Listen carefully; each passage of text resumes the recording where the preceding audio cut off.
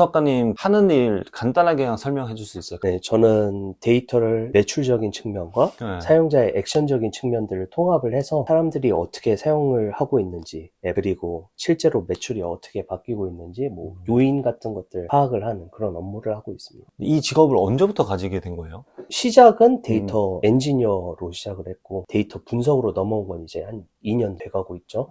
데이터 엔지니어랑 분석이랑은 뭐가 달라요? 엔지니어 같은 경우에는 흔히 말해서 ETL이라는 세 가지 파트로 나뉘어지게 되는데, extract, 그리고 transport, 그리고 load라는 형태로 나눠져 있습니다. 말 그대로 정보를 수집하는 파트가 있고, 그거를 이제 데이터베이스 안으로 어떻게 이쁘게 넣는지의 T가 있고, load는 실제로 그거를 잘 정리를 해서 다음에 분석가들이 쓸 수 있게 만드는 파트라고 나눌 수 있습니다. 그 데이터 엔지니어링을 통해서 엄청난 양의 데이터들을 수집을 하고 가공을 해서 넣어두는 그런 일들을 하다가 이제 이 쌓여있는 데이터들로 어떻게 사람들이 판단을 내리게 되는지, 어떤 분석 과정을 거치게 되는지가 궁금하게 돼서 그것 좀 공부하면서 이쪽으로 새로 길을 나서게 된 거죠. 어떤 걸 분석할지 누가 정해주는 거예요? 요청이 들어오는 케이스도 상당히 많고, 데이터들을 정리를 해서 좀 특이사항 같은 게 있으면 찾아서 보는 경우도 많고, 이렇게 두 가지로 나눠져 있는데, 이번에 새로 테스트를 하고 있는 프로젝트들도 있는데, 블로그 같은 거 읽어보면서 신기해 보이는 알고리즘 테스트를 해보기 위해서 제가 직접 만들어 보는 경우도 있습니다. 어떤 데이터 분석가가 좋은 분석가예요? 제가 이제 데이터 엔지니어링을 하면서 굉장히 많은 데이터들을 봐왔어요. 제가 못 본 데이터가 거의 없을 정도인데, 그거를 보면서 제가 느꼈던 거는 데이터는 굉장히 애매모호하다였어요. 사람이 어떤 질문을 던졌을 때 그거에 대한 명쾌한 답을 내려주기에는 데이터를 볼 수 있는 각도도 굉장히 많아요. 예전에는 데이터를 조금 더 객관적인 측면에서 바라보고 기획자나 아니면은 리더들한테 전달을 해주는 게 좋은 분석가라고 생각을 했었는데, 점점 가면 갈수록 그 모호함 속에서 필요한 정보들만을 딱딱 빼와서 전달을 할 수 있는, 그래서 결론을 조금 더 깔끔하게 전달을 할 수 있는 사람이 좋은 분석가라고 생각을 합니다. 되게 좋은 말 같은데, 진짜 무수한 양의 데이터가 있지만은 그 중에서 진짜 핵심 데이터가 어떤 건지, 그렇죠. 그리고 그 데이터가 무슨 말을 하는지 핵심을 딱 꽂을 수 있는 그런 분석가가 진짜 잘하는 분석가다라는 거네요. 큰 IT 회사에 계시잖아요. 네. 가고 싶은 회사가 없겠네요. 가고 싶은 데는 생각보다 많습니다. 데이터 양만으로 치면은 한국에서는 네카라 쿠베 정도? 이렇게 크게 5개 회사가 제일 데이터가 많을 것 같아요. 그런데 그에 반해서 실제로 그 방대한 양의 데이터들을 한 번에 분석을 하게 되는 경우는 아예 없을 거예요, 웬만하면은. 왜냐하면 이 데이터들마다 어떤 파트에서 온 게 다 다르기 때문에, 그렇죠. 사실상 웹툰에서 잘 되는 거랑 다른 서비스에서 잘 되는 거랑 이 둘을 합쳐서 보게 될 경우가 많이 없는데, 저는 그런 면에서 오히려 좀 제가 흥미가 있는 분야에서의 데이터를 한번 찾아보고 싶다 그런 생각이 좀 들었어요. 그래서 데이터 규모를 찾아서 간다기보다는 흥미를 가지게 되는 데이터, 그런 걸 찾아서 또 떠나보는 게 다음 스텝이지 않을까 생각이 듭니다. 큰 회사에서 일하는 것도 많은 양의 데이터를 보기에 좋긴 하지만 내가 좀 더 호기심을 가질 만한 데이터가 어떤 건지, 맞아요. 거기에 따라 좀 움직이고 싶다는 말이네. 거기서 데이터 엔지니어링이랑 데이터 분석, 데이터 애널리스트랑 조금 나뉘게 되는 것 같아요. 데이터 엔지니어링은 규모가 그러네. 크면 클수록 배우게 되는 게 많아지고 쓸 수 있는 것도 많아지는데, 데이터 애널리스트 같은 경우에는 반대로 많고 많아지다 보면 너무 힘들어져요. 사용할 수 있는 가지수도 많아지고 하다 보니까. 그래서 결국은 도메인 중심으로 돌아가는 데이터들을 보기 위해서라면 조금 더 작은 규모를 가도 할 게 많지 않을까라는 생각도 들어요.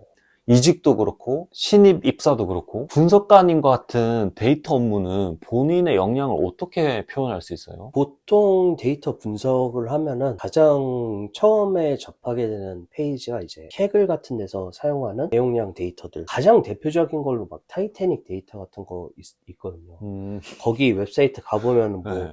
거기서 남성이 몇 퍼센트 죽고 여성이 몇 퍼센트 죽고 몇 호실에 있는 사람들이 살아남을 확률이 높았고 약간 이런 것들이 있거든요. 거기서 그런 예시들을 보면서 어떤 방식으로 보여줄 수 있는지, 어떤 결론들을 내릴 수 있는지, 그런 것들을 다양하게 접해보는 게 가장 중요하다고 생각을 해요. 사실상 아까 좋은 데이터 분석가라고 했던 모호한 것에서 유의미한 결론을 빠르게 내릴 수 있는 그런 것들은 사실 제가 보기에는 프로젝트로는 채우기 힘들고 실제 업무를 하면서 배우게 되는 게 크다고 보거든요. 그런 부분들을 찾으려고 한다기보다는 단순히 기술적으로 내가 뭘 할 수 있는지 그런 것들을 늘리는 게 중요하다고 봅니다. 그걸 어떻게 증명해요? 내가 이런 걸 증명하는 해봤다. 방법. 혹은 뭐 신입은 더더욱이 증명하기 어려울 텐데 네. 그런 게 증명이 돼야지 제가 그 채용 담당자한테 나 이런 경험 있고 이런 능력이 있다라는 게 어필이 되잖아요. 그 웹사이트에 보면은 사람들이 분석을 해놓은 것들이 되게 많이 올라와 있어요.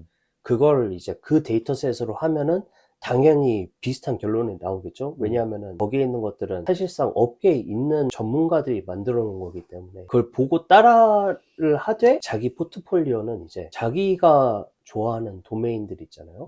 거기에서 이제 무료로 풀려있는 데이터들이 당연히 있어요. 지하철도 찾으면 나오고 웹사이트 같은 경우도 사람들이 정리를 해놓은 것도 있고 어떻게 이제 자기가 모으려고 한다고 하면은 웹에 좀만 구글링 해보면은 다 나오거든요. 원하는 데이터들을 좀 찾아본 다음에 그걸로 내가 결론을 내려보는 연습을 하고 아까 그 말했던 캐글에서 나온 분석 레포트 같은 거 보면 이쁘게 잘 돼 있거든요. 원하는 주제를 전달하는 방식도 되게 깔끔하고 그래서 그런 것들을 비교하면서 전달을 하는 연습을 하다 보면은 그게 다 포트폴리오로서 이쁘게 저장이 되면은 그거를 보고 채용을 해주시지 않을까. 경험을 쌓고 연습을 하면서 네. 포트폴리오를 만들어야 되는 거네요. 그쵸. 결국은 그렇죠. 그럼 포트폴리오가 뭐 어떻게 생긴 거예요? 디자이너라고 하면 내가 디자인한 결과물들을 보여줄 것이고 네. 기획자라고 하면 그 기획자로서의 고찰의 과정을 보여줄 것이고 미용실 선생님이라고 하면 내가 한 머리의 결과물을 보여주는데 데이터 분석가는 분석의 내용들을 어떻게 포트폴리오로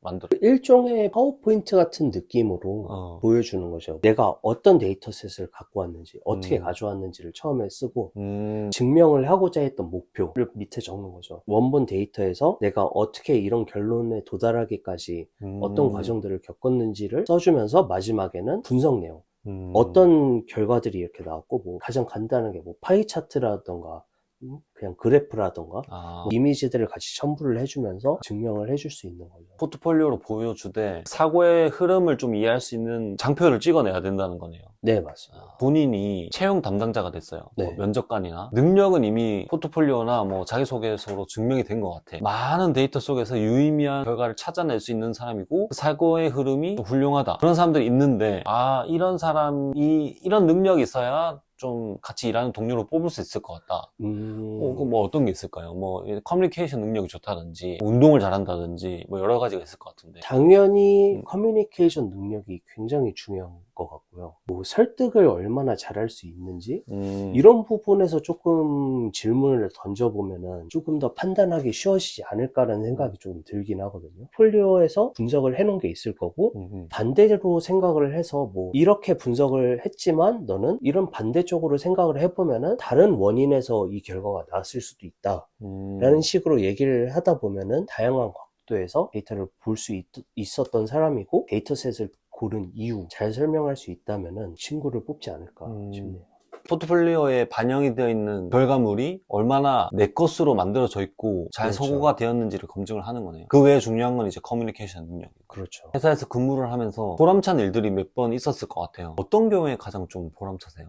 일을 하면? 보통 이제 기획 같은 거를 할 때 지금까지 어떤 게 잘 됐고 어떤 게 안 됐는지 사실 데이터를 봐도 잘 모르겠다. 그냥 단순히 그냥 뭐 매출 지표라든지 방문자 수 지표 같은 걸 봤을 때 왜 잘 되고 어떤 건 왜 안 됐는지 모르겠다 라는 식으로 물어봤을 때 시기에 뭐 사람들이 어떻게 반응을 하고 있었는지 이런 것들을 잘 정리해서 간 다음에 제가 거기서 조언을 뭐 앞으로 이런 쪽이 잘 됐으니까 이런 쪽에 좀 더 중심을 맞춰서 기획을 하면 좋지 않을까 이런 식으로 얘기를 했을 때 그게 반영이 잘 되고 그 다음에 그 결과가 좀 나오면은 당연히 제일 기분이 좋았던 것 같아요. 많은 분들이 궁금해할 것 같은데 많은 데이터를 실질적으로 가공해가면서 인사이트를 얻는 연습을 하면 된다고 했는데 지금은 좀 부족한 사람들이나 학생들도 충분히 많은 훈련을 하면 성장할 수 있고 역량을 갖출 수 있다는 얘기인 거죠? 그렇죠. 사실상 지금은 데이터들이 풀려 있는 게 굉장히 많아서 연습하려면은 충분히 가능하죠. 분석을 해서 새로운 결과를 만들어내면은 거기에 대한 좀 책임 부담은 별로 없는 편인가요? 책임은 굉장히 많이 느껴지거든요. 보람 찾던 일에 대해서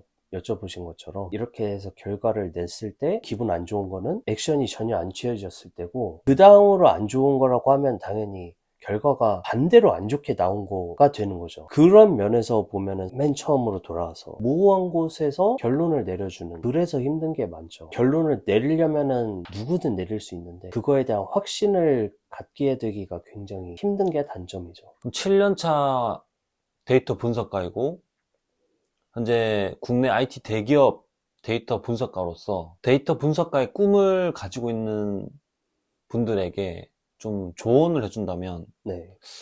뭐 짧게 어떤 내용들이 있을까요? 데이터를 잘 보려고 노력을 하려면은 자기가 좋아하는 데이터가 뭔지를 먼저 찾아야 될 겁니다. 되게 좋은 말이네요. 뭐 제가 말하는 좋아하는 데이터라는 게 뭐 음.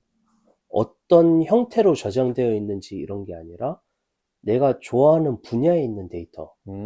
뭐 내가 음악을 좋아하면은 뭐 음악 관련된 데이터들을 보면서 내가 항상 궁금해왔던 것들을 직접 찾아보려고 노력을 하는 게 가장 도움이 된다라고 하면 될 것 같아요.